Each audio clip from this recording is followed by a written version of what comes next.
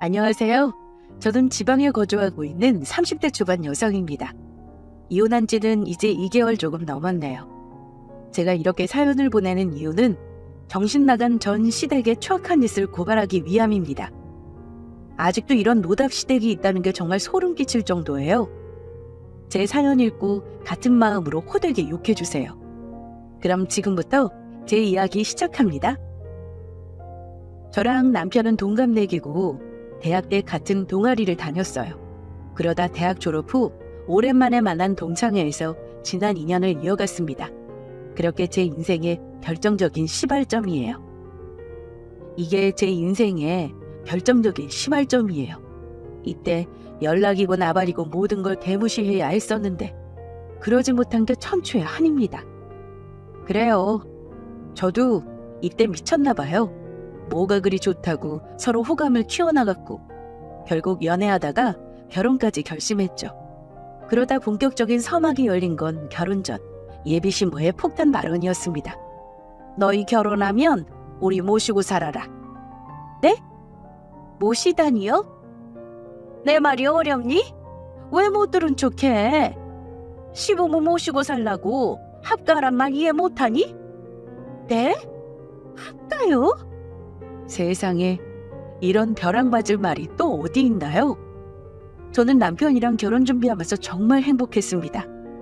남들은 이런저런 의견 차이로 싸우기 바쁘다는데 저랑 남편은 그런 거 하나도 없이 이견 조율이 참 잘 됐어요. 정말 행복하게 결혼 준비하고 있는데 갑자기 예비신부가 합가하자고 하는 겁니다. 어머니, 갑자기 합가를... 저번에 그런 말씀 없으셨잖아요. 생각도 못하고 있다가 그렇게 말씀하시니 조금 당황스럽고 막 그러네요. 하하하. 당황스러울 게 뭐 있어. 시부모 모시고 사는 게 뭐 잘못된 것도 아니고 너희 신혼집 구한다고 고생 많이 한다며? 요즘 집값이 얼마나 비싸니. 대출 껴서 결혼하는 건 기본이고 당길 수 있는 만큼 당겨받아도 마련하기 힘든 게 요즘 집이라더라. 그래서 내가 생각을 조금 해봤어. 지금 사는 집 정리하고 너희 신혼집 마련하는 데 보태면 딱 좋을 것 같구나. 너희가 가지고 있는 돈하고 우리 집 판돈이랑 대출 조금만 얻으면 넷이 살기 딱 적당한 집 구할 수 있을 것 같은데 어떠니? 물론 그렇기는 하죠.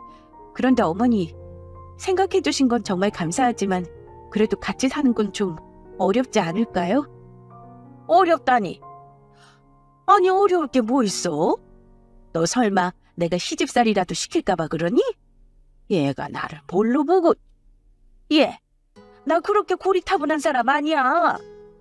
시집살이는 나 때나 겪는 거고 너희 때는 시집살이 시킨다고 당할 시대니?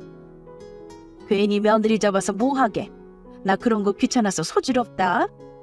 이왕이면 며느리랑 잘 지내야지 뭐하러 일을 키워? 안 그래? 시집살이 당할까봐 그런다기보다는 아무래도 불편하지 않겠어요? 어머니는 저랑 같이 지내는 거 불편하지 않으세요? 아무리 며느리라고 해도 남이었는데 한 집에서 같이 지내는 건 불편할 수도 있잖아요.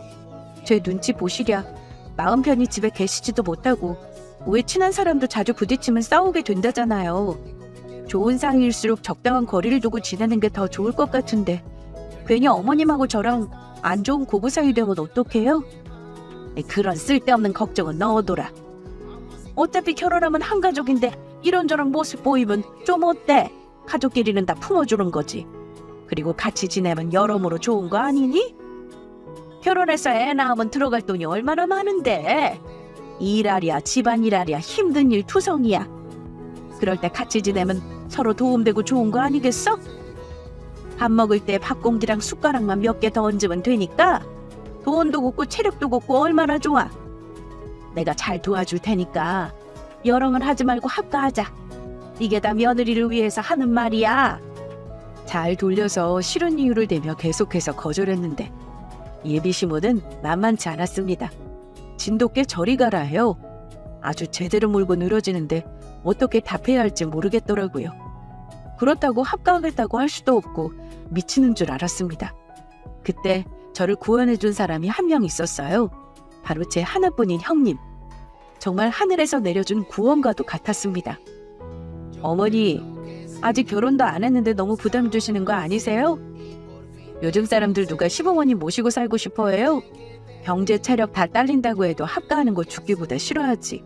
어머님도 할머님 모시고 사는 거 싫어하셨잖아요. 아무렇지 않게 차를 마시며 할 말 시원하게 다 하는 형님. 예비 시모는 그런 형님을 앙칼지게 쳐다보며 표정으로 욕했습니다. 그래서 너도 그랬니?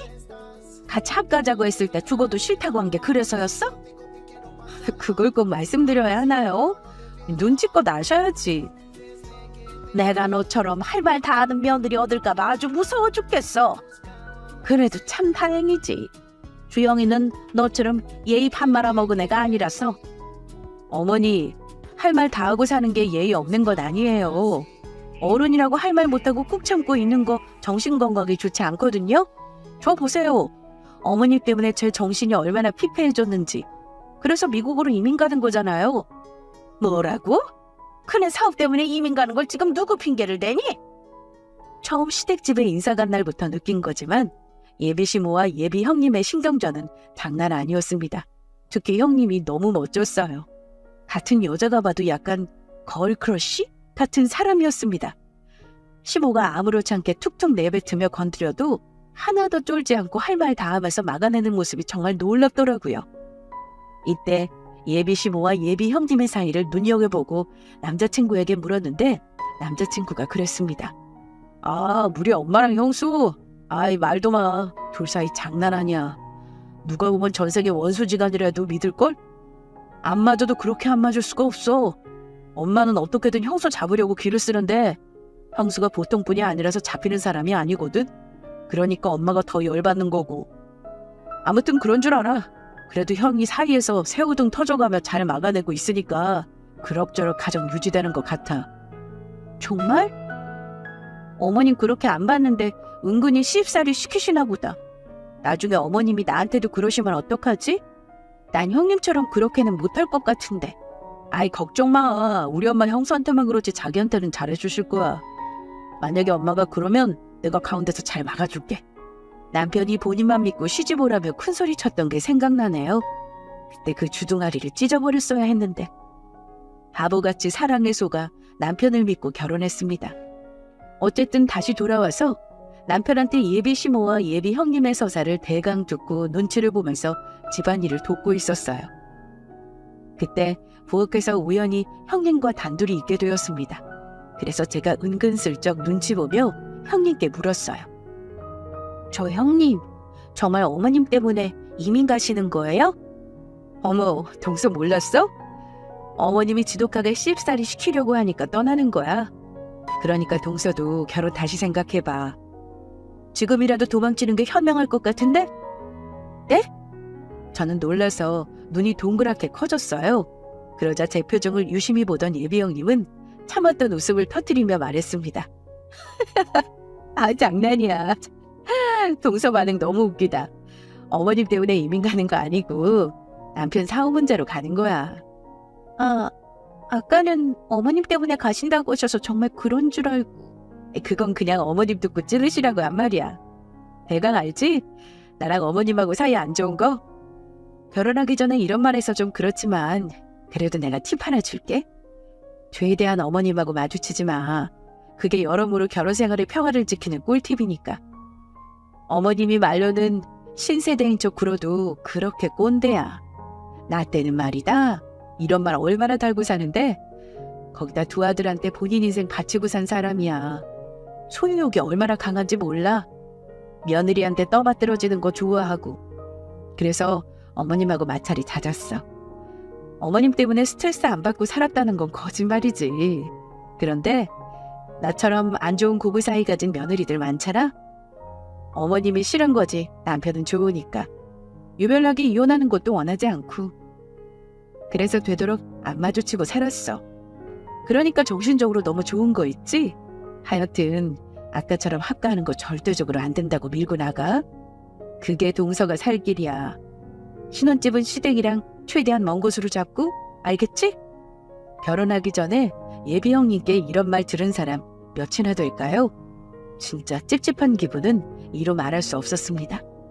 대체 얼마나 꼰대길래 형님이 저런 말을 다 할까 싶더군요. 그러면서 문득 다가올 저의 결혼 생활이 걱정되기 시작했습니다. 그래서 남자친구한테 합가는 절대 안 된다고 선언했고 신혼집은 시댁과 거리가 먼 곳에서 정하겠다고 난리쳤습니다. 처음에는 알겠다며 제 뜻을 따라주더니 하루는 시모에게 들은 이야기를 넌지시 꺼내며 저를 설득하려고 들더군요. 아니, 엄마 말 들어보니까 나쁘지만도 않은 것 같아. 우리 일할 동안 집안일 도와주신다는데 좋지 않아? 나중에 애 낳으면 애 도와주시고. 그래서 합가하잔 소리야? 그러면 좋을 것 같다 이거지. 미쳤어? 내가 저번에 말했잖아. 합가는 절대 안 된다고. 그럼 집이라도 가까운 거리 어떤가? 너무 멀리 떨어지려 하니까 엄마가 서운하다고 하시잖아. 형 미국 가면 이제 나밖에 없는데 적적하시대. 종종 만나서 저녁도 먹고 시간 보내고 싶으시다는데 어떡해? 자기가 뭐 한두 살 먹은 애야? 장가간 아들 뭐 이렇게 끼고 살려고 하셔? 그렇게 적적한 어머니 걱정되면 아예 결혼을 안 하면 되겠네. 뭐하러 나랑 결혼해? 그냥 어머님 옆에서 평생 살아. 귀여움 받으면서. 아이, 내 말 뜻은 그게 아니잖아. 그렇잖아. 솔직히 혼자 계시는 것도 아니고 옆에 아버님 계시는데 뭐가 적적해? 남편이랑 자식이랑 같아? 달라도 인정하고 사셔야지. 언제까지 품 안에 자식으로 끼고 사실 거야? 내가 전에도 말했지만 서로 왕래 자지면 이런저런 간섭하실 거고 그럼 분명히 싸움이 일어난다니까? 이게 다 가정의 평화를 위해서 이러는 거야. 내가 괜히 어머님 싫어서 그런 게 아니라고. 자기 자꾸 합가 이야기하고 시댁에서 가까운 데를 집 얻자고 하면 나 이 결혼 못해. 다시 생각해 볼 거야. 자기야.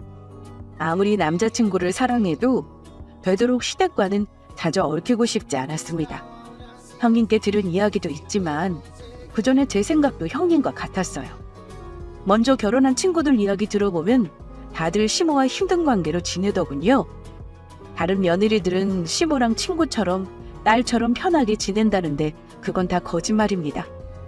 며느리와 시어머니는 절대로 편할 수 없는 사이예요. 그걸 명확히 알기 때문에 강제로 선을 그어서라도 멀리 떨어져 지내고 싶었습니다. 한편으로는 제 생각만 강요하는 게 이기적일 수도 있지만 어쩔 수 없었어요. 성공한 결혼 생활을 유지하고 싶었기 때문입니다. 그래서 결국 남자친구가 져줬어요. 저와 헤어지고 싶지 않아서 제 뜻을 존중해줬습니다. 우린 시댁과 최대한 먼 곳에 신혼집을 얻었고 무사히 결혼했어요. 그리고 정말 행복한 신혼생활을 보냈습니다. 그러던 중 의문의 초인종 소리가 평화로운 주말 아침 분위기를 깨트렸어요. 어머니, 아무 힘들어. 마침 집에 있었구나. 연락도 없이 시모가 저를 밀치며 집 안으로 들어와서 깜짝 놀랐습니다. 아니, 연락도 없이 무슨 일이세요? 근처에 볼 일 있다가 생각난 김에 얼굴 보러 왔어. 볼 일이요? 아니, 여기에 무슨 볼 일이 있으셨길래. 아, 왜? 우리 와서 싫으니? 너는 어째 오랜만에 본 시부모한테 잘 왔다 앉으셔라 말 한마디를 안 하니? 갑자기 오셔서 놀라가지고. 참, 과일하고 차 좀 내올게요. 어머님은 차 대신 커피 드릴까요? 아니, 됐다. 온 김에 밥 먹고 갈 거니까 커피는 그 후에 다오. 연락도 없이 쳐들어온 것도 싫은데 저녁까지 먹고 간다고라니 정말 짜증나 미치는 줄 알았습니다. 사실 남편이랑 대강 때울 생각이었거든요.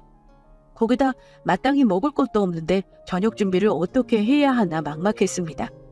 대강 냉장고를 다 뒤져서 어찌어찌 차리긴 했는데 시모성에 찰 리가 없죠. 식탁을 훑어보더니 못마땅한 얼굴로 말했습니다. 먹을 게 이것밖에 없니? 아니, 너는 대체 살림을 어떻게 하길래 음식 꼬락서니가 이래? 이래서 같이 합가하자니까 기어이 말 안 듣고 고집 피우더니. 마침 먹을 게 다 떨어져서 오늘 장 보러 가려 했어요. 갑자기 오시는 바람에 준비가 덜 됐네요. 먹을 거 떨어지기 전에 미리미리 장 봐야지. 이래서 우리 아들 잘 챙겨 먹이겠니? 내가 불안해서 원. 하나부터 열까지 마음에 안 든다는 표정으로 집안을 살펴보는가 하면 음식하니 어떻다 저렇다 잔소리를 막 시전했습니다. 귀에서 피나는 심정이 이런 거구나 뼈저리게 느꼈어요. 제가 너무 난처해하고 있으니까 남편이 슬쩍 눈치 보더니 분위기 전환할 겸 근처에 무슨 볼일이 있었냐고 말을 돌렸습니다. 그러자 시모가 예상치 못한 말을 내뱉었어요. 부동산에서 집 계약하고 대강 짐 정리하고 오는 길이다. 계약이요? 짐 정리라니 그게 무슨... 아이고, 이 정신머리 좀 봐. 내가 세혁이한테 미리 말을 못했구나. 우리 너희 집이랑 가까운 곳으로 이사 왔어. 어딘 줄 아니? 바로 이 아파트 밑에 층. 마침 너희 사는 아파트에 괜찮은 자리가 나서 저번에 계약했지. 오늘 짐 들여서 정리 마쳤고. 네? 이사요? 저는 너무 놀라서 먹던 숟가락을 바닥에 떨어뜨려 소리쳤습니다. 그러자 시모가 사악하게 웃으며 말하더군요. 그래. 앞으로 한 아파트에 같이 사는 이웃 주민이니까 우리 잘 지내보자, 세아가. 아니, 갑자기 왜 이사를... 어머님 다니시는 교회는 어쩌시고요? 여기 그 교회까지 멀어요. 아버님 회사도 그렇고 왜 하필 우리 동네로 오셨어요? 여기 이제 막 개발해서 주변에 뭐 아무것도 없어요. 그건 걱정하지 마. 교회야 뭐 한 곳만 다니란 뭘 믿니? 어디든 예배만 잘 드리면 됐지. 그리고 네 시아버지 이번에 정년 퇴임하신다. 원래 내년에 하려고 했는데 앞당겼어. 우리가 살면 얼마나 산다고. 미리미리 놀러다니고 편하게 살 궁리해야 되지 않겠니? 그리고 아무것도 없으면 뭐 어때? 너희들이 있는데. 그나저나 앞으로 자주 얼굴 보며 지내자꾸나. 밥 먹다가 저 말을 딱 듣는데 입맛은 뚝 떨어지고 등줄기에 식은땀이 흘렀습니다. 무엇보다 저를 보며 사악하게 우는 시모의 미소가 너무 소름 끼쳤어요. 앞으로 넌 죽었다 같은 메시지가 담겨 있었다고 해야 할까요? 뭐 때문에 이 먼 곳으로 이사를 다 온다고 하는지 시모의 속을 도저히 모르겠더군요. 그래서 남편을 쥐잡듯이 잡았습니다. 다른 곳으로 이사 가자는 억지까지 쓰면서 짜증이나 짜증은 다 냈어요. 아유, 갑자기 무슨 이사야? 그렇게 우리 부모님이 싫어? 그럼 어떡해? 어머님이 작정하고 시집살이 시키려고 이사 오신 것 같은데. 그게 무슨 말도 안 되는 소리야. 우리 엄마가 왜 그렇게 할 짓 없는 분은 아니셔. 그러지 말고 우리 이사 가자. 더 멀리. 자꾸 철없는 소리 할 거야? 그럼 갑자기 왜 이사 오신 거냐고. 멀쩡하게 잘 살고 계시다가 하필이면 우리 아파트에. 우리 보고 싶어서 그러셨다잖아. 거리가 너무 멀어서. 마침 여기 살던 사람의 집 내놨길래 겸사겸사 이사 오신 거라잖아. 당신이 생각하는 일 같은 거 안 일어나. 가까운 곳에 사니까 앞으로 많이 도와주실 거야. 우리 엄마 너무 어려워 말고 편하게 대해줬으면 좋겠어.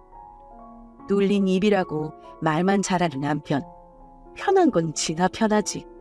시어머니 편하게 생각하는 며느리가 어디 있어요? 더군다나 고집 있고 한성가라는 시어머니를요. 기껏 시모와 먼 거리에 있는 곳으로 집 얻었는데 아래층으로 이사 왔으니 앞으로 수많은 시련을 어떻게 감당해야 할까 등골이 다 서늘했습니다. 그리고 이내 제가 예상한 대로 시모는 저를 서서히 압박해왔어요. 예, 너 어디니? 저 지금 퇴근하고 집에 가고 있어요. 왜 그러세요, 어머니? 같이 저녁 먹으려고 그러지. 마침 잘 됐다. 네 시아버지 굴비 드시고 싶다는구나. 오는 길에 마트 들려서 굴비 좀 사오려. 굴비요? 그리고 간 김에 잡채할 거리도 좀 사오렴. 우리 아들 잡채 좋아하잖니. 네 시아버지 많이 시장하시다고 하시니까 늦지 않게 서두르렴. 시모는 제가 퇴근할 때마다 기다렸다는 듯 이거 사와라 저거 사와라 시켰습니다. 거기다 일주일에 거의 매일같이 저녁 먹자며 우리 집에 오시거나 본인 집으로 불렀어요. 그뿐인 줄 아세요? 툭하면 저를 집에 불러서 이것저것 집안일을 시켰습니다. 내가 하고 싶은데 몸이 말이 들어야 말이지. 너도 알잖니. 나이가 있어서 전처럼 청소하고 싶어도 못한다니까. 마음은 안 그런데 몸이 안 따라줘서 속상해. 그렇다고 억지로 했다가 다치면 어쩌니. 그래서 세하게 불렀어. 발로 팍팍 밟아서 이불 빨래 좀 하고 마무리로 화장실 청소도 좀 해주렴. 참, 내일은 집으로 배추랑 무 배달 올 거니까 편하게 입고 와라. 네? 내일 왜요? 왜기는 김장해야지. 저번에 김치 먹어보니까 영 별로더라고. 너희 맨날 사서 먹지? 그거 못 써. 사 먹는 거랑 직접 담가 먹는 거랑 맛이 다른 거야. 정성이 다른데. 하는 김에 우리도 먹으려고 많이 시켰으니까 아침 일찍 내려와라. 알겠지? 아주 현대판 종이 따로 없었어요. 잠만 따로 잘 뿐이지 퇴근하면 거의 우리 집에 같이 있거나 시부모 집에서 시간을 보내야 했습니다. 그러면서 얼마나 저를 부려먹었는지 몰라요. 본인 아들은 일하고 와서 피곤하다고 손 하나 까딱 못하게 하면서 저를 무슨 집안일하는 로봇으로 생각했나 봐요. 어떻게 하면 저걸 더 효율적으로 부려먹을까 궁리하는 사람 같았습니다. 심지어 주말도 벗어날 수 없었어요. 시부모가 이사 온 후부터는 행복했던 신혼생활도 없어졌고 제 개인 생활도 없어졌습니다. 그저 퇴근하고 집에 오면 또 다른 일의 연장이 시작되었죠. 주말에도 쉬지 못하고 일하는 불쌍한 노예의 삶을 살았어요. 이쯤 되니 사람 사는 게 아니더군요. 정말 저는 이렇게 못 살겠다고 마음먹었을 때였습니다. 문득 시모가 결정타를 날리더군요. 어머니 할 말 있으시다면서요? 무슨 일 있으세요? 별건 아니고 앞으로 네가 우리 식사 좀 책임져다오. 식사요? 시모가 갑자기 할 말 있다며 집으로 좀 오라고 해서 갔더니 다짜고짜 식사를 책임지라고 하더군요. 그동안 우리가 계속 같이 밥 먹었잖니? 생각해보니까 앞으로 자주 얼굴 보고 식사할 텐데 아예 너한테 맡기면 좋을 것 같아서. 그리고 이 나이에 내가 아침 저녁 차리기도 힘들기도 하고 마침 며느리랑 가깝게 사는데 이왕이면 며느리 밥 얻어먹는 게 낫지 않겠어? 저번에 보니까 손 야무져서 네가 하는 음식 입맛에 잘 맞더라. 내일부터 우리 아침 저녁 네가 다 차려다오. 재료는 대강 준비해 놓을 테니까 네가 내려와서 아침 저녁 차리렴. 어머니, 제가 어떻게 아침 저녁을 차려요? 집에서 노는 사람도 아니고 일 다니는데. 그리고 저희 부부 아침 안 먹어요. 서로 아침잠 많아서 더 잠은 잤지 일찍 일어나서 밥 차려 먹고 그러지 않아요. 더군다나 저 야근도 잦은데 그때마다 어쩌시려고요? 아버님 밥 때 놓치면 예민하시잖아요. 그러니까 이제라도 바로잡아야지. 사람이 어떻게 아침밥을 안 먹니? 하루를 시작하려면 든든하게 잘 먹고 출근해야지. 그래서 우리 아들이 제대로 일이나 할 수 있겠니? 피곤해서 비실거리기나 하지. 아무리 일하는 여성이라고 해도 넌 아내야. 네 남편 관리는 그렇게 할 거야? 이참에 회사 그만둬라. 어머니, 그거 벌어서 뭐 얼마나 산다고. 우리 아들 혼자 벌어도 충분하니까 너는 살림하면서 내조나 해. 겸사겸사 시부모도 챙기고. 싫어요. 저 제가 하는 일에 자부심 품고 일하는 사람이에요. 남편한테 가정에 희생하면서까지 일 그만두고 싶지 않아요. 그리고 어머니, 고리타분한 사람 아니라고 하셨잖아요. 결혼하기 전에 본인은 시집살이 시키는 사람 아니니까 걱정하지 말라고 하셨으면서 지금 이거 제대로 시집살이 시키겠다는 선전포고 아닌가요? 아니, 얘가 지금 뭐라고 떠드는 거야?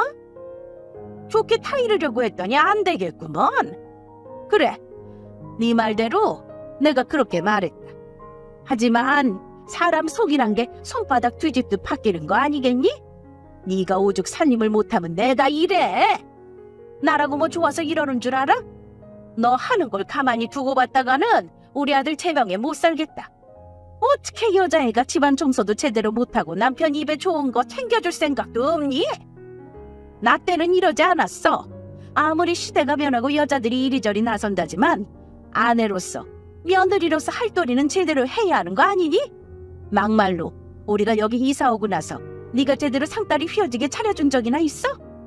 하나부터 열까지 마음에 안 들고 잔소리할 거 투성인데 내가 어떻게 참니? 그리고 며느리인데 이 나이에 내가 밥 차려 먹으랴? 며느리 뒀다 뭐래? 이럴 때 쓰는 거지. 하는 집 며느리들은 시어머니한테 그렇게 잘한다더라. 너는 내가 꼭 일일이 말로 해야지만 알아먹니? 저리 눈치도 없어서 어디에다 써먹어. 잔말 말고 내일부터 당장 아침하고 저녁 네가 차려라. 야근 한다고 네 시아버지 기다리게 하면 그놈의 일도 못 다니게 할 테니까 그리 알고. 그렇게 시모는 제대로 저를 공격했고 우려했던 일이 터지고야 말았습니다. 지금 상황은 전쟁으로 이어지기 일보였어요. 저는 너무 분해서 집으로 돌아왔고 남편에게 이 사실을 털어놓으며 당장 이사 가자고 했습니다. 도저히 시모와 가까이 못 지내겠다고요. 그런데 남편의 반응이 참 어이없었어요. 저번부터 뭔 이사 타령이야. 우리가 가고 싶다고 마음대로 갈 수 있다고 생각해? 왜 이렇게 생각이 없어 애처럼. 그냥 엄마 말씀에 알겠다고 하면 안 돼? 어차피 그동안 계속 같이 식사했잖아. 그런 김에 아예 맡아서 하는 게 뭐가 어렵다고 이렇게 수선을 떨어? 뭐라고? 계속 느끼고 있었는데 우리 부모님 싫어하는 티 팍팍 내니까 솔직히 기분 나빠. 우리 엄마가 자기한테 뭘 그렇게 잘못하셨다고 그러니? 이사 갈 정도로 피하고 싶어? 정말 너무하잖아. 자기 혹시 그거야? 결혼은 하고 싶은데 시부모 싫어서 모시기 싫은 여성이냐고. 우리 엄마가 옛날 사람처럼 호되게 시집살이 시키는 것도 아니고 그저 보고 싶어서 이사 온 거 가지고 전염병 취급하듯 기겁하는 거 정말 불쾌해. 더군다나 엄마 말씀 틀린 거 없어. 내가 자기한테 12첩 상 바라는 것도 아니잖아. 소소하게라도 아침 한번 챙겨준 적 있냐? 저녁도 우리 부모님 아니면 대충 때우거나 배달시켜 먹을 거잖아. 난 솔직히 우리 부모님 가까이 살아서 좋아. 예전처럼 집밥 먹을 수 있으니까. 그 말인즉 그동안 나랑 지내는 시간이 싫었다는 소리도 들린다? 그런 뜻이 아니잖아. 내 요점이 뭔지 모르겠어? 자기가 한 행동을 되돌아보고 반성이란 걸 좀 하라고. 난 엄마 말씀 거역할 생각 없어. 동의하니까. 자기가 아침하고 저녁 잘 챙겨드려. 그거 뭐 어렵다고. 그냥 우리 먹을 때 숟가락만 몇 개 두면 되잖아. 안 그래? 차라리 잘 됐어. 그건 부모님께 해드린 것도 없는데 이렇게 효도한다 치지 뭐. 말로만 들었는데 네가 그 유명한 대리효도 강요남이구나. 내 부모니? 이 부모야. 막말로 효도할 거면 네가 해야지 왜 나한테 난리야? 아침 저녁? 네가 챙겨드려. 그게 진정한 효도 아니겠니? 그래, 내가 싫은 티 낸 건 미안해. 근데 그건 네가 어느 정도 이해해줘야 돼. 처지 바꿔서 우리 아빠가 어떻게 하면 너를 부려먹을까 고민하고 막 괴롭히는데 너라면 가까이 살고 싶겠어? 이러니까 결혼 전에 형님이 그러셨지. 되도록 멀리 떨어져 살라고. 시모랑 가깝게 살면 결혼 생활 다 깨질 거라고. 그나마 아주버님은 눈치라는 게 있어서 가운데서 잘 막아주신다는데 어쩜 너는 네 형의 반도 안 닮았니? 어? 싫은 티 내서 불쾌하고 기분 나빠? 나야말로 기분 나빠. 고작 시집 온 것뿐인데 내가 왜 이런 대우를 받아야 하냐고? 똑같이 귀한 대접 받으면서 자랐고 결혼식 비용 대출금 다 똑같이 반반했어. 심지어 같이 사회생활하고 있고. 그런데 왜 나만 이 개고생을 해야 하냐 말이야? 그냥 알겠다고 하면 될 걸 왜 이렇게 비비꼬였어? 못하는 걸 하라고 시키는 것도 아니잖아. 남자가 요리를 어떻게 해? 아주 선비납셨네. 요즘 세상에 남자 여자가 어딨어? 나 자기랑 이렇게 입씨름하는 거 싫어. 그래서 뭐 어쩌자는 거야? 기어이 엄마 말씀 안 듣겠다 이거야? 그래 못 들어. 아니 안 들어. 그렇게 효도하고 싶으면 너나 실컷 해. 나한테 떠넘기지 말고. 자기 부모는 각자 알아서 챙기자. 앞으로 너는 네 부모 실컷 모시고 살아. 재혼 같은 거 꿈도 꾸지 말고. 뭐? 그거 무슨 뜻이야? 지금 이혼이라도 하자 뭐 이거야? 당연한 거 아니니? 효심이 끔찍해서 제 부모 챙기겠다는 남자 내가 어떻게 감당하니? 제 부모는 지가 감당해야지. 누구더러 효도하라 말아야. 애초에 너랑 결혼하는 게 아니었어. 시부모랑 멀리 떨어져 살기만 하면 괜찮을 거로 생각했는데 내가 틀렸어. 네 사상 자체가 시모랑 같다는 거 깜빡했지 뭐야? 난 욕먹어도 싸. 내 무덤 내가 팠으니까. 그래도 어째? 한참을 돌아왔지만 그래도 되돌려놔야지. 너랑 평생 이러고 사느니 깔끔하게 정리하고 새삼 시작하는 게 더 효율적이잖아? 너 진짜 감당할 수 있겠어? 홧김에 이혼하자고 하면 누가 못할 줄 알아? 그래 해. 이 찌질한 마마보이 놈아. 너랑 못 살겠으니까 제발 좀 이혼하자고. 제가 제 발등을 찍었어요. 시부모랑 엮이지만 않으면 평화로운 거로 생각했습니다. 그래서 더러운 걸 당하기 전에 이혼을 결심했어요. 남편은 열받아서 집을 박차고 나갔고 새벽까지 돌아오지 않았습니다. 저는 그러거나 말거나 푹 잘 자고 일어났어요. 그리고 시댁집으로 향하는 길에 남편을 만났습니다. 뭐야? 어디가? 시댁? 거긴 왜 가? 이혼하자고 난리칠 때는 언제고 우리 부모님은 왜? 아침 차려드리려고? 뭐? 사실 저는 이혼하기 전 마지막 아침상을 차려드리려고 시댁에 가고 있었어요. 누가 들으면 뭐 예쁘다고 마지막 아침상을 차려드리냐 욕하겠죠? 걱정 마세요. 기가 막힌 아침상을 차려서 엿 먹이려고 가는 길이었습니다. 그것도 모르는 남편은 제가 아침상을 차려드린다는 탓에 마음이 약해져서 제 손을 잡더군요. 우리 엄마 말씀 따르기로 한 거야? 그렇구나. 미안해 자기야. 나랑 싸워서 기분 많이 안 좋을 텐데 이 와중에 우리 부모님 아침상 차려드리러 간다고 하니까 되게 고맙네. 어제 내가 너무 심했지. 내가 사과할게. 어제 한 말 다 진심 아니야. 이거 봐. 난 자기 믿었어. 이렇게 우리 부모님 잘 챙겨드릴 줄 알았다니까. 나 결혼 정말 잘한 것 같아. 벌써 감동하기 이른데? 그러지 말고 같이 가자. 아침 먹어야지. 나도? 알겠어. 같이 가자. 남편은 기분 좋아서 먼저 앞장섰어요. 그리고 시댁에 들어가서 아침 차릴 테니 잠시만 기다리라 했습니다.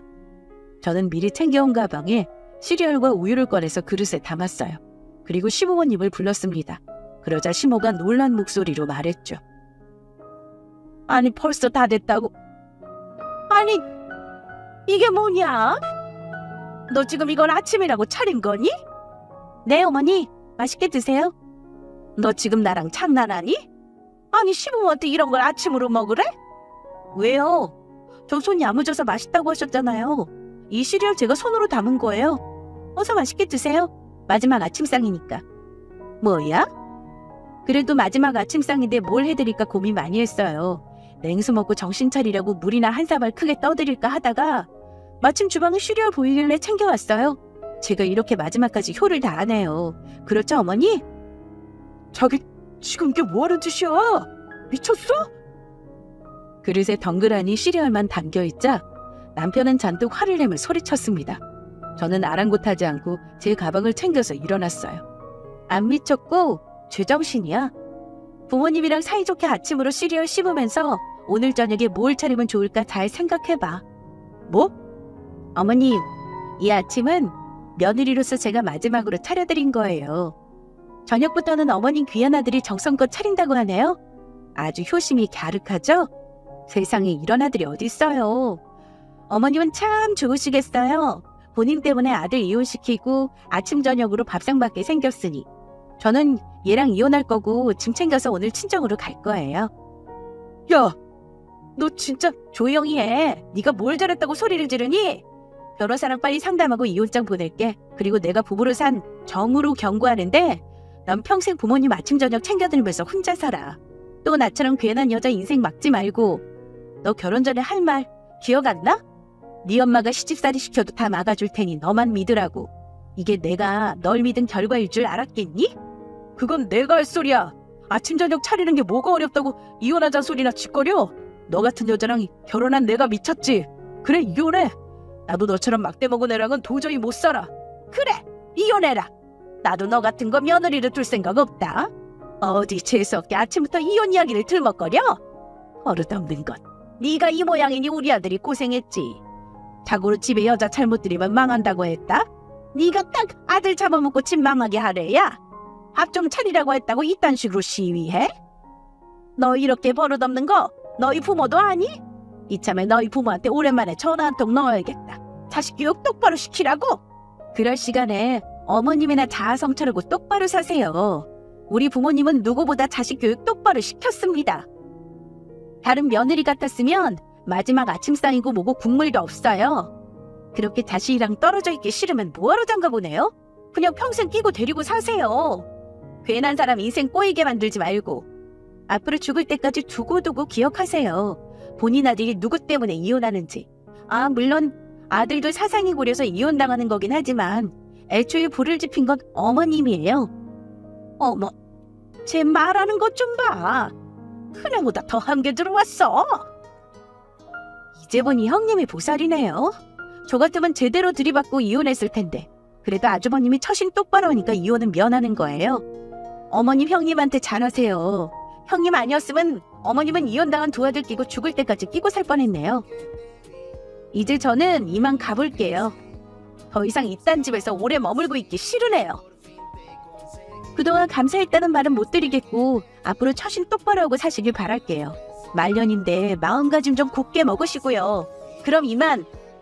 시모는 분을 못 이겨 길길이 날뛰었고 시부는 집안꼴 잘 돌아간다며 한숨만 쉬었습니다. 남편은 이야기 좀 더 하자고 저를 붙잡았지만 저는 다 뿌리치고 그 집을 나왔어요. 그리고 미리 챙겨놓은 짐을 들고 친정으로 향했습니다. 친정 부모님께 잘 사는 모습 보여드리고 싶었는데 이혼 소식을 전해서 참 죄송스러웠어요. 하지만 껍데기에 불과한 결혼 생활 유지하는 게 더 불효이지 않나 싶습니다. 제가 행복하게 사는 걸 그 누구보다 원하실 테니 당당하게 이혼하려고 마음 먹었어요. 처음에는 합의 이혼을 제시했는데 남편은 어림도 없다며 강하게 나왔습니다. 먼저 이혼하자고 했고 아내로서 며느리로서 본분을 제대로 하지 못했으니 유책 배우자라고 주장하더군요.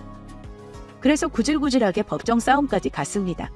까딱하면 남편이 유리한 쪽으로 판결 나올 뻔했는데 그간 시모가 종노릇하며 부려먹은 메시지와 전화 기록을 증거로 제출하니 원만하게 합의 이혼할 수 있었어요. 그리고 한 달 정도 지나니 전 남편의 구질구질함이 폭발했습니다. 자기야, 내가 그때는 미쳤었나 봐. 자기처럼 좋은 아내가 어디 있어. 그냥 우리 엄마를 너무 피하고 싫어하니까 내가 순간적으로 감정이 격해서 제대로 중재 못했어. 인정해. 내가 나만 믿으라고 큰소리 빵빵 쳤는데 자기 편 못 들어줘서 정말 미안해. 솔직히 홧김에 자기랑 이혼한 거야. 자기가 싫어서 이혼한 거 아니란 말이야. 나 정말 죽을 듯 힘들어. 자기 없으니까 사는 게 사는 것 같지 않아. 내가 이만큼 사랑하고 있다는 거 절실히 느꼈어. 자기야, 나한테 다시 한 번만 기회를 주면 안 될까? 이제는 진짜 말로만 안 그럴게. 제대로 방패 역할 해줄게. 자기가 원하는 대로 우리 엄마랑 잘 마주치지 않게 내가 도와줄 수 있어. 엄마한테도 단단히 말할게. 멀리 떨어져 살자고. 나 정말 자기 위해서라면 엄마 얼굴 안 보고 살 수도 있다니까? 걔가 똥을 끊지 그걸 믿겠니? 왜? 너 대신 대리호도할 사람이 필요한가 본데 네 부모는 네가 챙겨. 나도 우리 부모님 잘 챙기다가 꼭 좋은 사람 만나서 재혼할게. 애초에 너랑 결혼 안 했으면 좋았겠지만 인생 공부했다고 좋게 생각하려고. 그럼 앞으로 죽을 때까지 마주치지 말자. 2번 다시 술 먹고 찾아와서 징징거리면 나랑 또 법정에서 보게 될 거야. 험한 꼴 보기 전에 정신 차려. 그날 이후 전 남편은 2번 다시 얼씬거리지 않았습니다. 가끔 잊을만 하면 문자 보내거나 술 먹고 전화했지만 차단한 후로는 잘 모르겠네요. 참, 이혼한 후로 형님과 연락을 주고받았는데 제 이야기를 듣고 같이 신나게 전시모욕을 해주셨습니다. 그리고 서방님 그렇게 안 봤는데 시모랑 같은 볼이었다며 혀를 내둘렀어요. 시원하게 이혼 잘했다고 제 앞날을 응원해 주시더군요. 비록 이혼했지만 형님과는 자주 연락하며 지내고 있습니다. 저는 한동안 휴식하고 재충전하려 해요. 그럼 지금까지 긴 사연 들어주셔서 감사합니다. 안녕하세요. 저는 서울 마포구에 살고 있는 30대 초반의 미혼 여성입니다. 저는 불과 몇 개월 전 세상에 하나뿐인 엄마를 떠나보내며 파혼의 아픔까지 겪었는데요. 제가 왜 파혼을 하게 되었는지 그 사연을 알게 되신다면 여러분 모두 저와 함께 파혼한 그 남친놈을 같이 욕해 주실 거란 생각입니다. 제 엄마가 돌아가신 것을 보고 로또를 맞았다고 생각한 천하에 둘도 없는 쓰레기였으니까 말이죠. 저희 엄마가 돌아가신 모습에 남친놈과 같이 기뻐했던 예비시모는 두말할 것도 없고요. 결국 마지막엔 제가 시원하게 한 방 먹이긴 했지만요. 그래서 지금부터 그런 남친과 예비시모에게 제가 어떻게 복수를 했는지 그 이야기를 풀어보려 합니다. 남자친구와 만나게 된 것은 제가 새로 다니게 된 헬스장에서였습니다. 전 유명하지 않지만 제법 잘 나가는 학원 강사로 학생들을 가르치는 일을 하고 있었는데요. 아무래도 학생들을 가르치는 일을 하다 보니 스트레스도 많고 신경 써야 할 일도 많아서 웬만한 체력으로는 버틸 수 있는 직업이 아니었죠. 그래서 여러 운동을 하다가 결국 선택하게 된 것이 헬스였는데 새로 다니게 된 집 근처 헬스장에서 결혼까지 약속하게 된 그 망할 놈의 남친을 만나게 되었던 것입니다. 처음에는 헬스장에서 우연히 만나면 그저 서로 인사만 주고받는 사이였는데 자주 보게 되니 서로 통성명도 하게 되고 자연스레 친해지게 되었죠.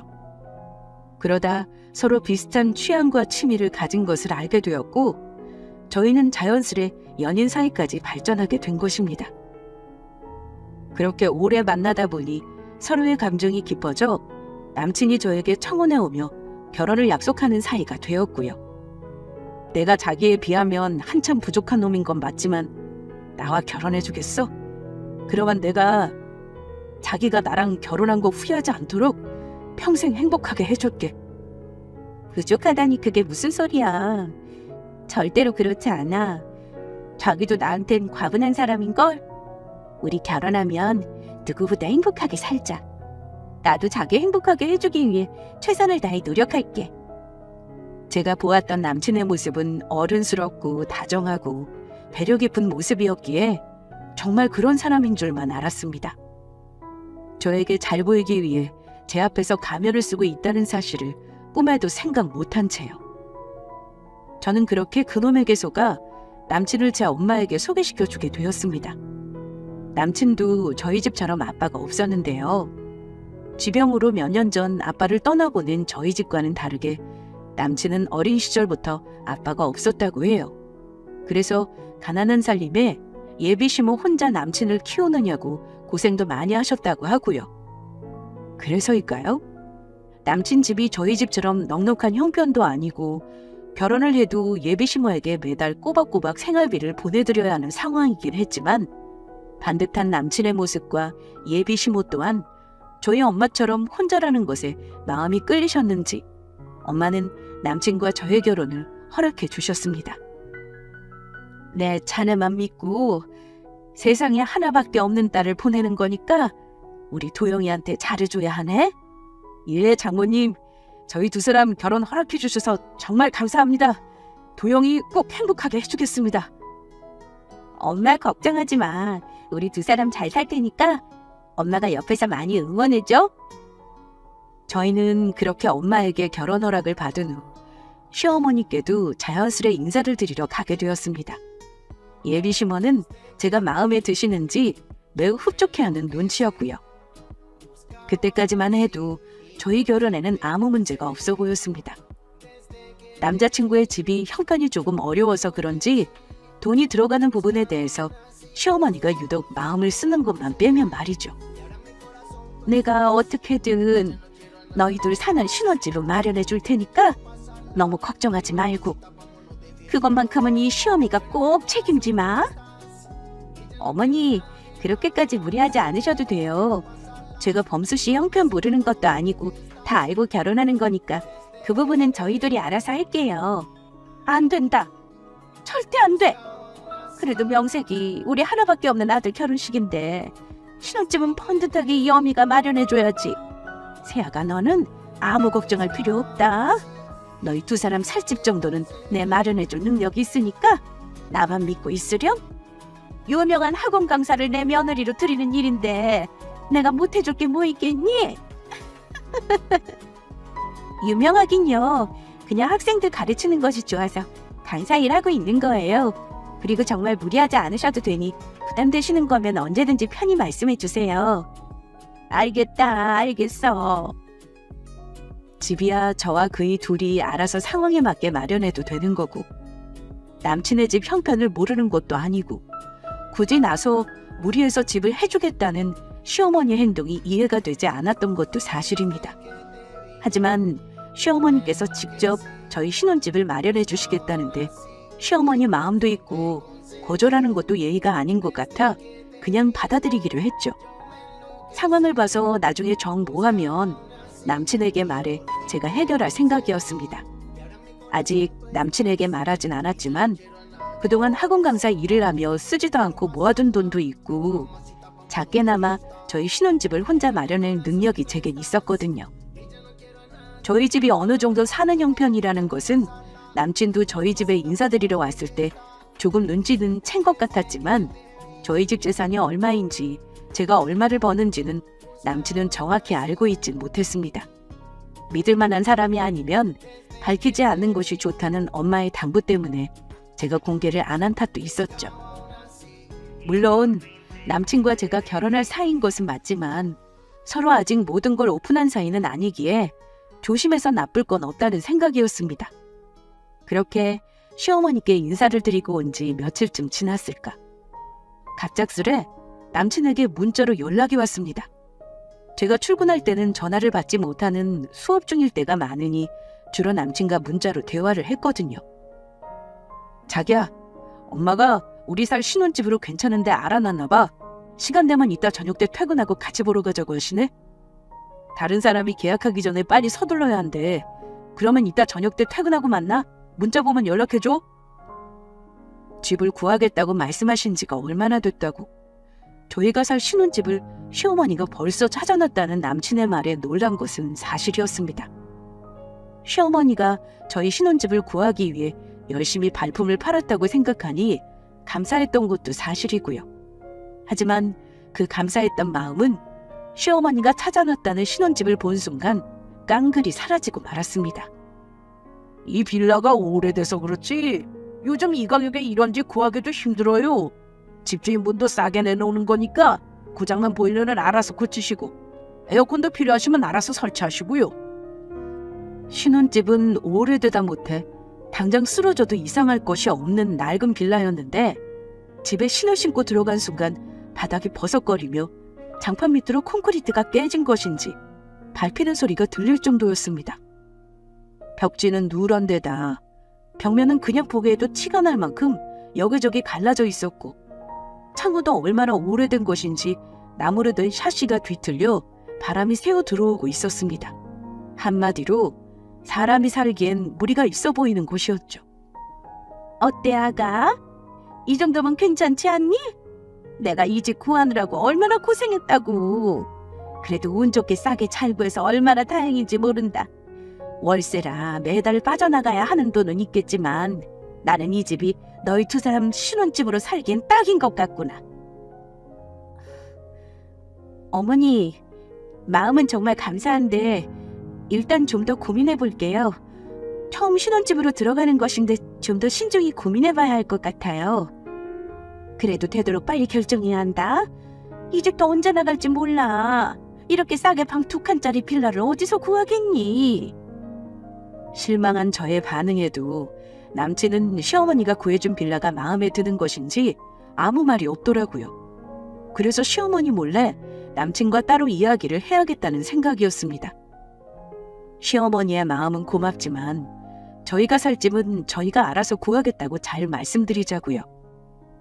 사실 시댁에 처음 찾아갔을 때 남편의 말과 다르게 집안 살림이 그렇게 어려워 보이지 않아 호언장담하는 시어머니의 태도에 남편이 말한 것과 다르게 시댁이 저희 신혼집을 해줄 형편은 되는가 싶었습니다. 그런데 다 허물어져가는 빌라를 그것도 월세로 구하는 것을 보며 제가 생각했던 것보다 시댁 형편이 더 어려운 듯 싶었죠. 솔직히 말하면 그런 시어머니 모습이 궁색맞아 보이는 것도 사실이었지만 자식 홀로 키우며 힘들었을 예비 시모를 생각하면 충분히 그럴 수 있다고 이해하는 마음이었습니다. 그때는 남친과 시모가 어떤 사람인지도 모르고 뭐든지 좋게 보였을 때이니 상식적으로 조금 이상해 보이는 남친이나 시모의 행동을 전혀 의심하지 못했던 것입니다. 저희 엄마가 갑작스럽게 세상을 떠나기 전까지는요. 친구들이랑 여행을 다녀오겠다는 엄마가 며칠 후 제 앞에 주검으로 돌아온 것입니다. 음주운전을 하며 달려오던 반대편 승용차가 엄마가 있는 방향으로 역주행을 하다 부딪혀왔다고 합니다.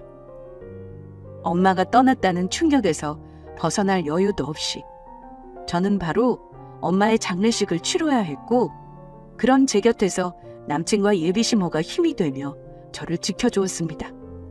그런데 그렇게 정신없이 엄마의 상을 치르는 가운데 시어머니의 행동이 조금 이상했습니다. 무엇이 좋은지 엄마의 장례식장을 혼자 싱글벙글 웃으며 누비고 다녔던 것입니다. 그리고 예비시모가 그렇게 웃고 다녔던 이유를 그날 바로 알게 되었습니다. 엄마의 빈소를 지키다 화장실에 가기 위해 제가 장례식장 복도를 지나게 되었는데 복도 구석에서 우연히 시어머니와 남친이 나누는 대화를 엿듣게 된 것입니다. 이게 도대체 무슨 행제냐? 너무 잘 됐지 뭐니. 돈이 굳다 못해 이건 완전 로또다 로또. 그렇다니까 엄마. 내가 결혼할 여자 하나는 기가 막히게 잘 고르지 않았어? 그렇고 말고 그 사부인이 살던 아파트가 무려 20억짜리라며? 그거 다 세아갖고 들 텐데 우리가 아주 복잡한 거지 뭐냐. 대출 받아서 너희 신혼집 월세 보증금 구하려고 했는데 사부인 돌아가신 덕분에 아주 돈 굳었다. 장례식장만 아니면 내가 여기서 덩실 돌지 춤이라도 추고 싶어. 너희 신혼집 사부인 아파트에서 차리자고 어서 세아가한테 말하자꾸나. 알겠어 엄마. 그래도 조금만 기다려. 도영이 장모님 돌아가시고 지금 정신없는 것 같으니까 내가 기회 봐서 잘 이야기할게. 엄마도 일단 그때까지 도영이 앞에서는 너무 좋은 티 내지 말고. 그 정도는 나도 알아. 내가 그 정도 눈치는 없을까봐? 그러는 우리 아들 입이야말로 좋아서 아주 찢어지겠다. 너도 세아가 앞에서 그렇게 좋아하는 티 내면 안 된다. 나도 알아. 내가 도영이 앞에서 슬픈 척 하느냐고 얼마나 열심히 노력하고 있는데 엄마도 알잖아. 내가 또 그런 연기는 기가 막히게 잘하는 거. 아기야, 우리 아들이 그런 연기는 아주 기가 막히게 잘하지. 그나저나 사부인 아파트가 정확히 얼마라고 했지? 내가 인터넷으로 알아보니까 정확히는 20억하고도 8,500 정도 되나 봐. 그러면 결혼 전에 세아가한테 말해서 그 아파트 아예 너랑 공동명의로 해달라고 하자꾸나. 이제 세상에 지 혼자 남았는데 가족이라고는 우리밖에 더 있겠니? 어차피 이제 마음적으로 빌붙을 곳 우리밖에 없겠다. 아예 세게 나가자고. 세상에 혼자 된 거를 우리가 식구로 받아주는 거면 그 정도는 해줘야지. 알겠어. 엄마 걱정하지 마. 나도 그 정도 생각은 있으니까. 일단 지금은 도영이 앞에서 슬픈 척 연기나 잘하자고. 그래야 도영이도 우리가 공동명의 해달라고 할 때 고마워서라도 덥석 해줄 거 아니야. 그래, 알았다. 시어머니와 남친의 말을 듣는 순간 당장 두 사람에게 달려가 머리끄덩이를 잡고 싶은 심정이었습니다. 우리 엄마가 돌아가셨는데 자기 재산도 아닌 저희 엄마 아파트를 가지고 자기들끼리 어떻게 나누어 가질지 의논이라뇨. 사람으로서 가져야 할 기본적인 양심조차 없는 인간들이었습니다. 그런데 그 다음 들려오는 시어머니와 남친의 대화는 더욱 기가 막힌 것이었습니다. 그러게 그때 그 애랑 헤어지길 정말 잘했지 않았니? 그러면 우리 형편에 언감생심 20억을 만져볼 생각이나 했겠어? 누구? 그때 그 미용실 하던 미연이? 그러게 말이야. 그때는 미연이가 미용실 원장이라는 소리에 돈푼개나 있다고 생각해서 접근했던 건데 미용실 차린다고 그렇게 빚을 많이 졌을지 누가 알았겠어. 그때 진작 알고 헤어져서 다행이지. 그때 미연이랑 결혼했어 봐. 내가 잘나가는 학원 강사 20억짜리 신부를 어떻게 만났겠어? 헬스장에서 만난 순간부터 귀티가 나는 게 지금까지 내가 만난 여자들이랑은 뭔가 다르다 싶었다니까. 그래서 일부러 작업 걸어서 나중에 친해져서 직업이 뭐냐고 물어봤더니 학원 강사라고 하더라고. 내가 알기로도 도영이가 강사로 있다는 그 학원, 그 동네에서는 알아주는 큰 학원이라 이거다 싶었지. 역시 우리 아들이라니까. 네 말대로 그때 미연이랑 정말 잘 헤어졌지. 그래서 이렇게 우리가 지금 대박이 난 거고. 아주 현명한 선택이었다. 그나저나 사돈어른이 생전에 발이 넓었는지 조문 온 사람들도 많던데 조회금은 얼마나 들어온 것 같니? 어떻게 우리가 중간에 세아가 대신 그 조회금 좀 받아서 챙기면 안 될까? 엄마, 아직은 조심해야 해. 우리가 도영이 재산 보고 접근한 거 알면 안 된다고. 어차피 도영이랑 결혼하면 도영이 재산 전부 다 우리 것 될 텐데 뭐가 걱정이야? 알겠어. 그때까지만 참으마. 두 쓰레기의 대화를 듣고 전 바로 결심했죠. 남친과 파혼하기로요. 죽은 저희 엄마 아파트까지 노린 것도 모자라 저의 돈을 보고 일부러 접근했다는 사실까지 알게 되었으니까요. 게다가 전 만나기 전에 결혼하기로 했던 여자가 있었다는 것도 전부 처음 듣는 이야기였죠. 그 이야기를 하면 제가 만나주지 않을까 봐 일부러 숨겨왔던 것이겠지만요. 하지만 그 전에 혼 좀 내줄 계획이었습니다. 한없이 슬퍼해도 모자랄 저희 엄마 죽음에 기뻐하며 저까지 농락하려고 한 두 인간들을 그냥 둘 수는 없었죠.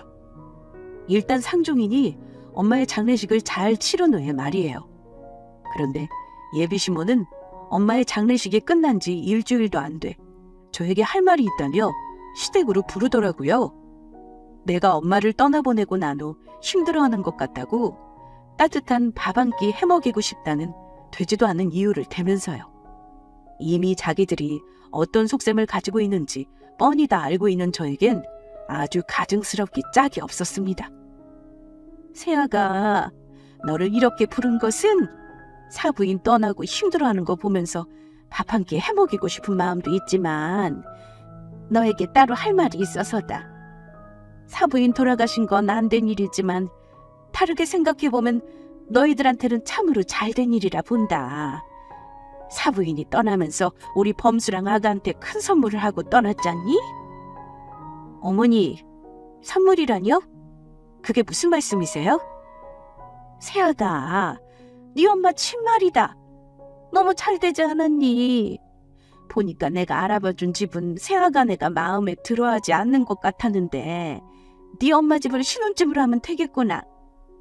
저희 엄마 집을요? 그래. 어차피 세아가 너랑 사부인이랑 살던 집이고 너도 내가 구해준 다 쓰러져가는 낡은 빌라에 들어가 사느니 사부인이랑 살던 그 아파트에서 편하게 계속 사는 게 좋지 않겠어? 그러면 우리 범수도 그 좋은 아파트에서 편히 살 수 있게 되는 거고. 그래, 자기야. 엄마 말이 맞는 것 같아. 자기도 장모님 돌아가신 지 얼마 안 됐는데 아직도 많이 그리울 거 아니야. 그러니까 우리가 결혼하면서 그 집에 들어가 살면 자기도 장모님에 대한 그리움도 덜할 테고 우리도 신혼집 생겨서 좋고 껌 먹고 알 먹고잖아. 두 사람의 말에 웃기지 말라며 당장 상을 업고 싶었지만 일단 아무것도 모르는 척 두 사람의 이야기를 받아주는 척 했습니다.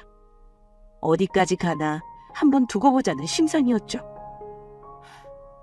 하긴 제가 어머니께서 구해준 신혼집 들어가 살면 엄마 집도 정리할 수밖에 없고 그러면 저도 마음이 편치 않았을 텐데 정말 잘 됐네요. 한번 생각해 볼게요. 그렇지?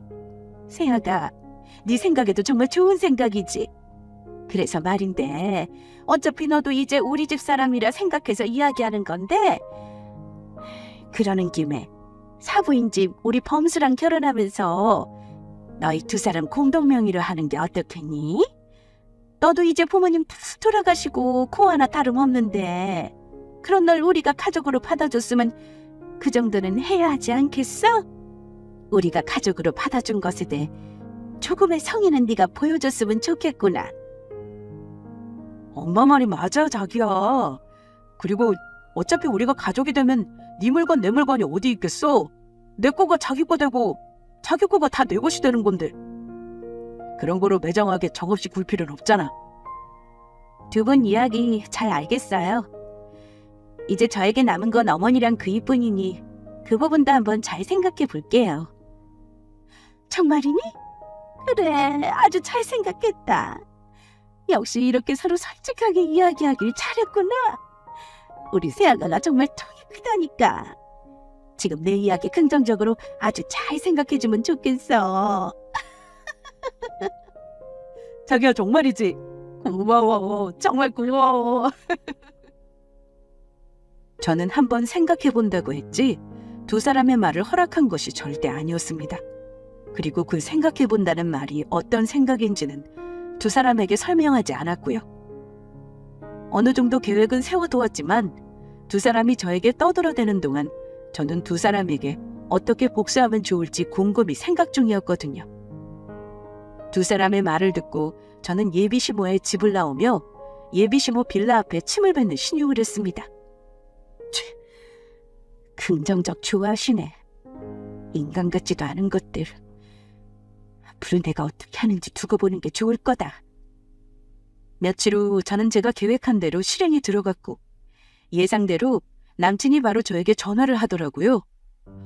자기야, 어쩌면 좋지? 지금 큰일 났어. 큰일이라니? 그게 무슨 소리야? 아직 확실한 건 아닌데 엄마랑 나랑 사는 전셋집에 집주인이 새로 바뀔 것 같아. 집주인이 아는 지인에게 집을 넘기기로 해서 계약은 천천히 하기로 했다면서 집값도 평균 시세보다 좀 더 쳐주기로 했다고 아주 좋아하더라고. 그런데 지금 집주인 말로는 전세 계약도 얼마 안 남았고 새로운 집주인이 될 사람은 우리가 여기서 나가길 바라나 봐. 안 나가면 전세금도 올려받을 거라 그러고 그동안 집주인이 전세값도 올리지도 않고 해서 편하게 살고 있었는데 어쩌면 좋지? 전세금을 올려봤자 얼마나 올리겠어. 이젠 마음대로 전세금 올리지도 못하는데 그냥 올린 전세금 내고 어머니 거기서 계속 살면 안 되는 거야? 그게 실은 자기한테 말하지 못한 게 있는데 엄마가 빚이 좀 있거든? 그래서 우리 살 빌라도 월세로 구하셨던 거고 자기도 알잖아. 나 엄마 모시고 사느냐고 아직 돈 모은 거 없는 거. 그래서 말인데 장모님 집에 우리 엄마도 들어가 같이 살면 안 될까? 어차피 자기도 장모님 돌아가시고 마음도 허하겠다. 우리 엄마를 장모님이라고 생각하고 살면 위안도 되고 좋을 거 아니야. 어? 자기야. 제발 그렇게 해주라. 내가 이렇게 부탁할게. 알았어. 그 부분도 내가 한번 생각해 볼게. 진짜? 와, 우리 짱기 최고. 정말 고마워. 두 사람 다 까맣게 모르고 있었을 겁니다. 예비 시모와 남친이 살고 있는 집에 그 새로운 집주인이 될 사람이 바로 저라는 사실을 말입니다. 예비 시모의 집의 집주인에게 사정이 있어 그러니 집을 얼마 더 올려서 사는 대신 저를 아는 지인이라 말해달라고 부탁했거든요. 새로운 집주인이 누구인지 계약하기 전까지는 밝히지 말아달라고 말하면서요. 저는 그동안 제가 모아두었던 돈으로 예비 시모와 남친이 살고 있는 집을 사기로 마음먹었던 것입니다. 바로 두 사람을 내쫓기 위해서요. 사실 아빠가 돌아가시면서 받은 유산도 있고 제가 모아둔 돈이면 예비 시모의 전셋집을 충분히 살 수 있었으니까요. 처음엔 남친이 예비 시모를 모시느냐고 돈이 없다는 말을 믿었었는데 아무리 그래도 그의 월급에 비해 모아둔 돈이 없다는 것이 말이 안 되었거든요. 그리고 예비 시모 집에 가보니 왜 돈이 없는지 금세 이해가 되더라고요. 아무리 영업하는 일을 하고 있다고 하지만 집안 형편이 조금 어렵다는 남친이 비싼 옷에 외제차를 끌고 다니는 것을 보고 조금 의아했는데 시댁에 가니 집안의 비싼 가전제품이며 시어머니에 치장한 것을 보니 두 사람 다 자기 주제도 모르고 사치 부리고 있었던 것입니다. 허영심만 잔뜩 든 사람들이었던 것이죠. 그러니 저에게 말은 안 했지만 남친 또한 빚이 있다고 생각할 수밖에 없었고 그런 사람의 수중에 돈이 있을 리 만무했죠. 그래서 이런 결론이 나오더라고요. 제가 만약 예비 시모와 남친이 사는 집의 집주인이 되어 전세금을 올리게 되면 전세금을 마련할 능력이 안 되는 두 사람은 길거리에 나앉게 될 거란 생각 말이에요. 그리고 저의 예상은 적중했던 것입니다. 그런데 저의 답에 남친과 예비 시모는 아주 안심을 한 건지 하지 않아도 될지까지 하고 다니더라고요.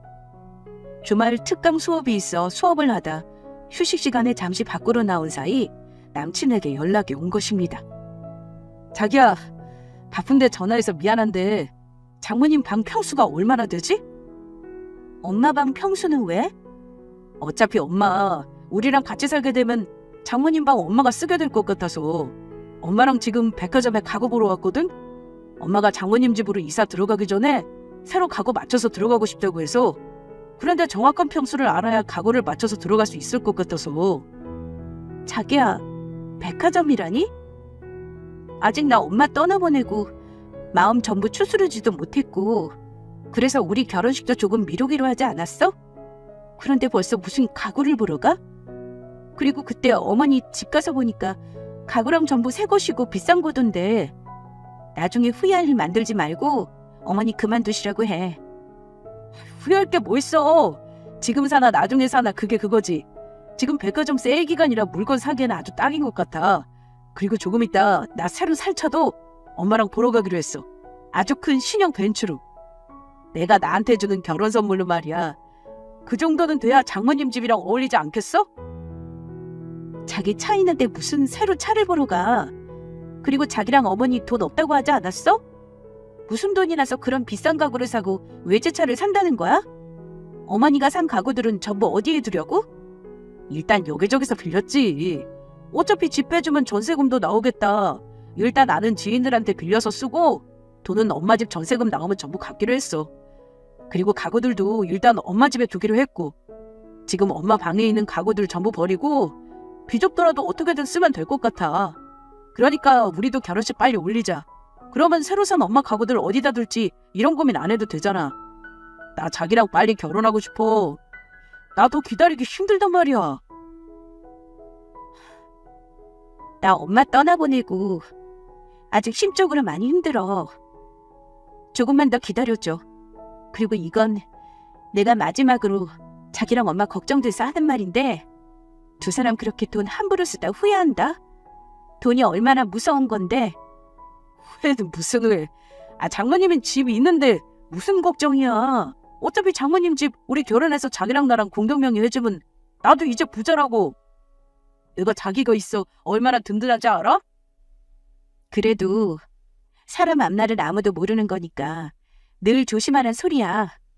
난 분명히 이야기해줬다. 솔직히 말하면 제 복수는 사실 딱 거기까지였습니다.